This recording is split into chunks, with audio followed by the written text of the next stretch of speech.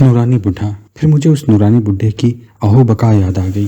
یہ 1959 کا ذکر ہے، جب حکومت پاکستان نے حج پر کڑی پابندی لگا دی تھی۔ ایک شام ایک سفید ریش بڈھا کراچی کے پریزیڈنٹ ہاؤس کے دروازے پر کھڑا دھاڑ دھاڑ کر رونے لگا۔ سیکورٹی پولیس کے سب لوگ دروازے پر اکٹھے ہو گئے۔ انہوں نے بڈھے کو ڈانٹا، اسے سمجھایا، اس کی منتیں کی کہ وہ پریزیڈنٹ ہاؤس کے دروازے پر شور و غوغا برپا نہ کرے۔ جوں پولیس والے اسے سمجھاتے، اس کی چیخوں میں شدت بڑھتی جاتی۔ پھر پتہ نہیں کس طرح وہ سفید ریش نورانی بڈھا پولیس کے ہاتھوں سے نکل کر دوڑ کر پریزیڈنٹ ہاؤس میں داخل ہو گیا اور بیرونی صحن میں جا پہنچا۔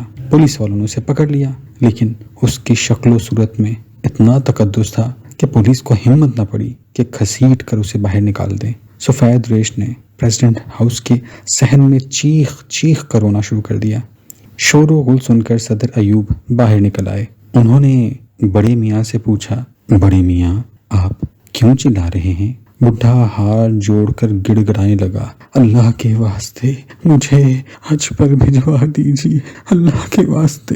بڈھے کی آنکھوں سے آنسو جاری تھے۔